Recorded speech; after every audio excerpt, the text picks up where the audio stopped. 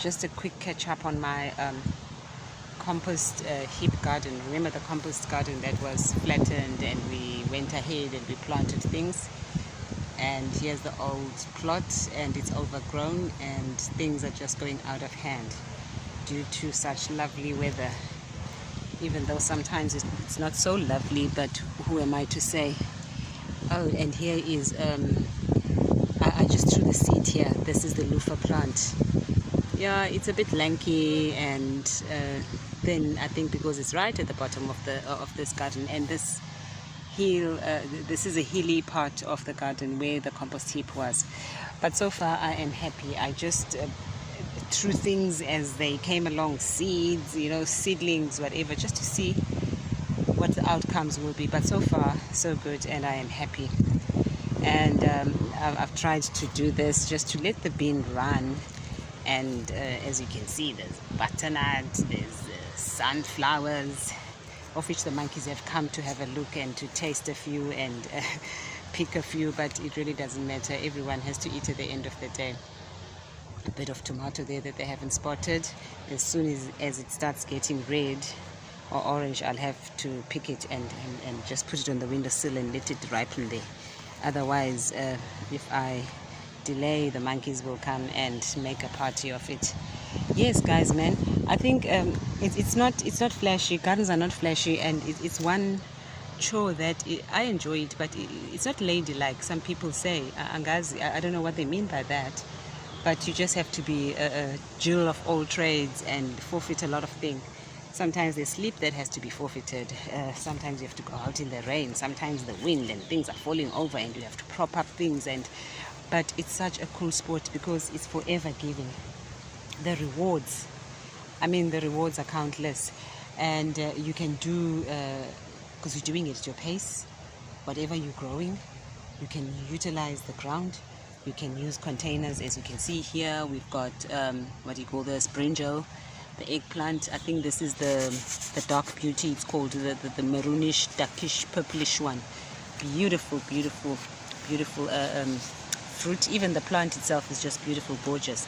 And here we have sweet potatoes. And as you can see here, I've had visitors, I've had monkeys. These are in these containers. That's the sweet potato, and this is the orange one. Also here is the sweet potato, the orange one. And then also here is the sweet potato, the normal one that we have here in my area, the common one, I'd say, the purplish one.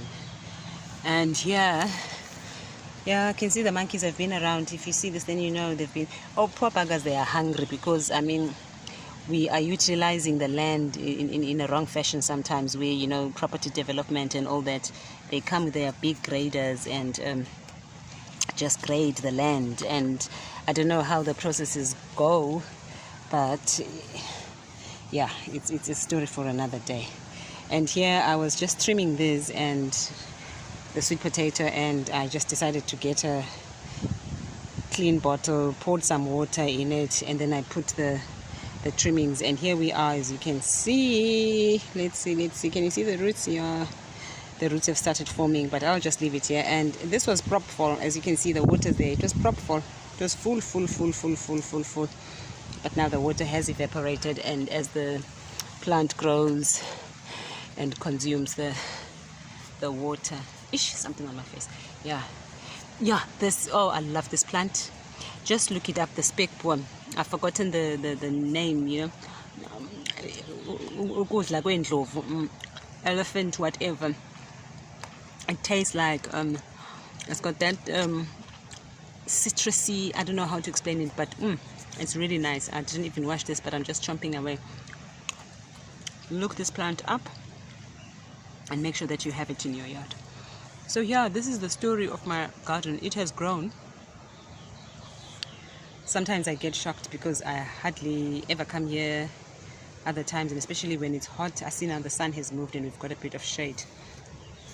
It has really grown. I think this time I really overdid it with the marigolds. I just went ahead and marigold. And at that time I didn't have a lot of things to plant, and I wasn't sure if it was going to do well. So every little plant was planted next to a marigold. And as you can see here, look, we've got butternut doing its thing on this, you know, Aya made trellis. There's butternut, and then there's beans, of which I have to manage so that they don't grow overboard and take over, and then I can't manage them. And this year, of course, my lovely friends, the monkeys, have come. They've taken the head that was here. Yeah. And then, yeah, on the sides I've got herbs, you know, the Thai basil, sweet basil, and yeah. So my compost heap, flattened compost heap on the hill garden is doing well. And there's lots of work to be done over there, but I've just, you know, yeah, the weather, you know, sometimes you just get overwhelmed as a gardener and you just like, okay, I'll just leave things as they are and see how things work out. And over here, I'm quite impressed, very, very super highly, profusely impressed. My gooseberries, oh, just look at that one. That's a monkey. They are doing their thing, and as she grows this one, maybe I could take cuttings and just go on overboard and plaster the whole place with gooseberries, so that the monkeys and us can share and have a liquor bowl of gooseberry party. So yes, man, things are progressing well regardless of the weather and days not being the same and all that. Yeah, so go on, guys, start a smaller nyana garden. You won't be disappointed. That lemongrass, I'd love to go and harvest that, but I am scared. Have you ever grown a garden and then you are scared to go in it because you are scared of what's living in there? I really would love to harvest that and dry it and powder it and store it, because when winter comes, you know, things are seasonal. When winter comes, you want to make a quick soup or whatever, or you want to make a quick tea, or you've got a cold or a flu and you're thinking, oh my word, I should have stored some lemongrass for myself, I should have done this. So when you've got lots of things just growing wire, the best thing is to process them, dry them, store them. And that's another nice thing about gardening. You get to learn, okay, how do I preserve this in a natural way? How do I store? Which is a whole industry on itself. So gardening is not just about the shovel and the rake and the hose pipe and the seed. And no, there's a lot. It's very, very, very detailed. And it takes a special person, I would say. Because as you garden, you realize that all your flaws are showing. Because I've had people that have started gardens and just given up because they were so impatient, or things would just die on them. And not that I don't have plants dying on me or catching a disease or being eaten or whatever, but you just have to have the patience. So gardening will teach you a lot about yourself more than about anything else. It will teach you a lot about yourself. And if you don't have the patience, you don't have the diligence, and you're not meticulous, then my friend, it's not for you. Maybe when I will just need you to process our produce, we will need you to do other things, of which that is just perfect as it is. Yeah.